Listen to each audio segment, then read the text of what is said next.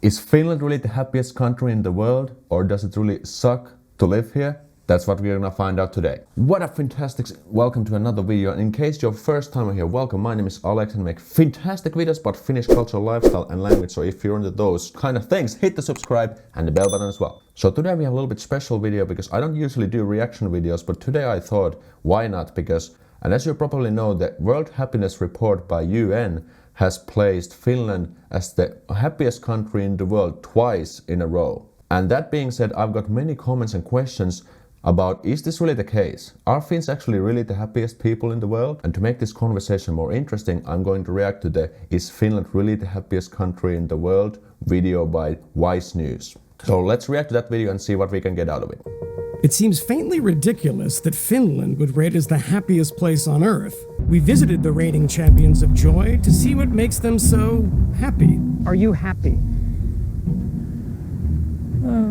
Did you see this story? Yes, I've seen it many times, and I always wonder why, actually. We are quite quiet. Yeah. We are quite serious. We like to spend time alone.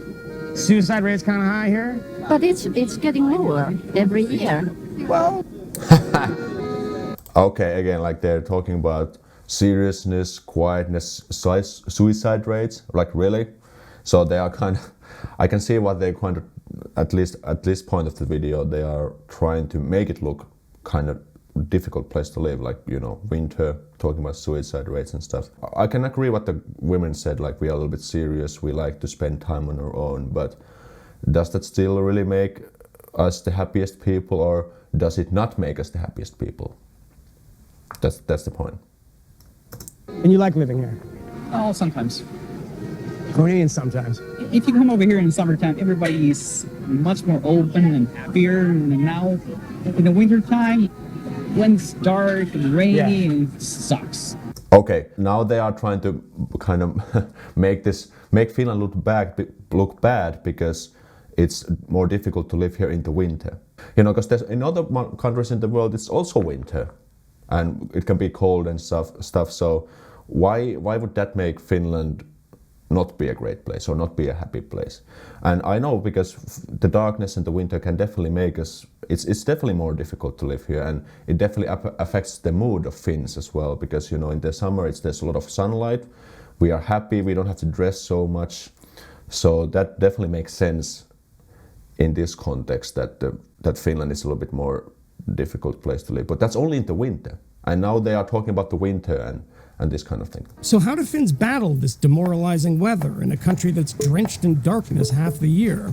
Everyone always thinks about, the darkness and how difficult it must be. But when you actually grow up here, you just sort of learn to live with it. But that's rather different than being happy about it, isn't it?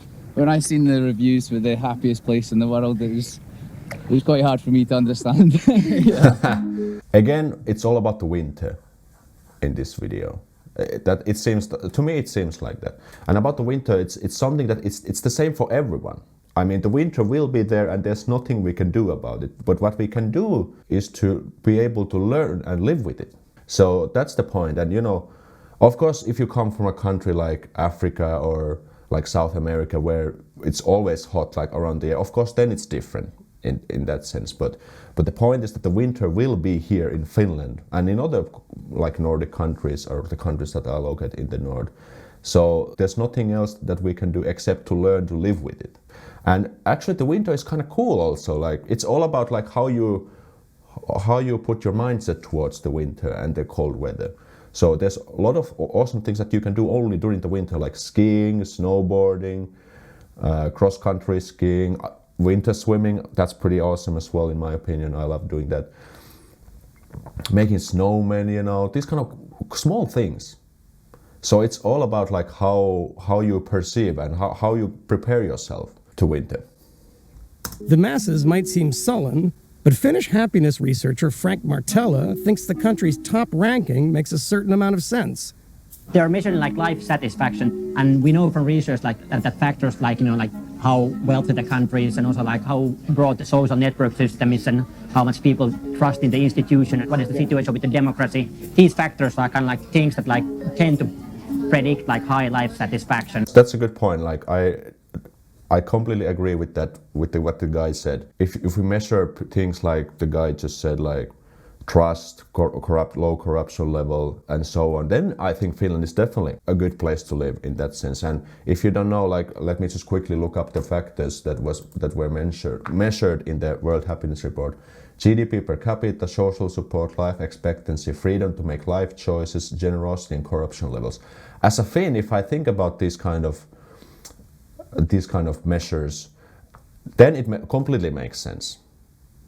But now in this video, they are kind of trying to figure it out. If is it really the case? You know, because Finland seems to be like a sad and harsh country to live because of the winter. Countries that scored high on income, life expectancy, and social support, all which contribute to one's sense of well-being, have topped the list for several years running. In other words, if you live in a Nordic welfare state, the UN suspects you're probably happy. One way of like defining and measuring happiness about life satisfaction, how satisfied are you with your life on the whole? And in that kind of measures, Finland seems to be like in the top. But then when you measure happiness with like positive emotions, like joyfulness and how much do you smile every day and so forth. Where is Finland on that scale? Not close to the top at all. Okay, I think now this guy really spilled the beans here. What this fundamentally comes down to is the fact that, you know, in Finland it's really safe. There's no corruption. You can trust the system, good education levels, good social support systems. But then on the other side, we Finns don't seem to be that happy. But that's just how we Finns are. It's not really our nature to be like, hey, like this life is awesome. No, you know, the Finnish basic face is like this.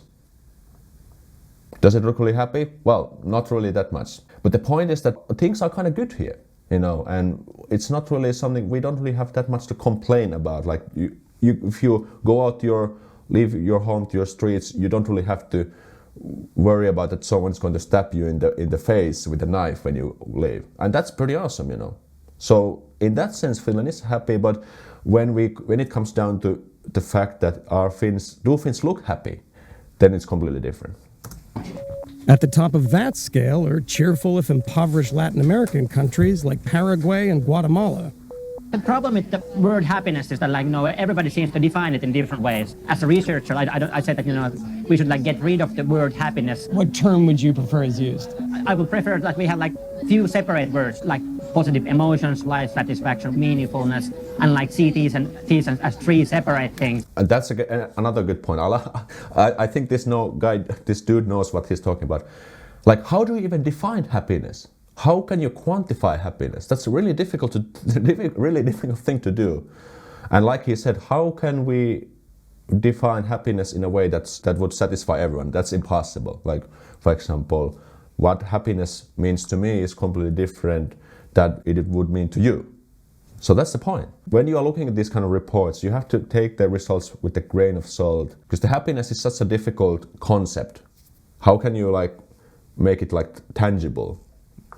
That's really difficult. So if you see Finland having the happiest country in the world, in my opinion, it means how good place to live Finland, for example, is. And not like how happy Finns in general are, because, you know, Finns don't really express happiness. Like if you walk in the streets of Helsinki or anywhere in Finland, you see like kind of a little bit grumpy looking people. But the thing is that it's not about that we are not happy, but it's more the fact that we don't have much to complain about. When you walk on the streets in Finland, people don't seem to be particularly happy. And I was actually thinking that might like actually contribute positively to our sense of satisfaction. Just what I just talked about. When we think about our happiness or when we judge our own lives, we are quite much comparing us to the other people. So if you live among people where everybody is kind of like advertising their own happiness, like telling that, hey, look at me, how happy I am, that might actually make you like more sad. Yeah, that's just like how social media is today. So when you go to Instagram, Facebook, you see like how other people are doing awesome stuff. That usually makes you more like sadder or more sad, because you know you're comparing your life against the other people who are posting on social media. So after spending some time in Finland, I've determined that the UN is partially right. This country is not particularly happy. I mean, it's pretty grim. Right. But while they're probably not the happiest people on the planet, I think they're the most content people on the planet. That's what Finland is. It's not happy. This is the wrong word. It's a bad translation. Okay. Right? Okay, I like how they concluded the right thing. So if you come to Finland, you might see, okay, the people don't really seem to that happy, but they're more like content, like they're okay with their lives. Everything works really nicely here. It's safe, you know, social system is okay, salaries are decent, you know. So it makes kind of life stable. There's stability, which is also one of the most fundamental cornerstones of a good life, if you ask me. So this is the point. So I'd also like to hear your thoughts on this topic. Write them in the comments below. I'll try to read and reply to each of them. And make sure to hit the subscribe to get more of these fantastic Finland-related videos in the future. And I'll see you next time. Somara.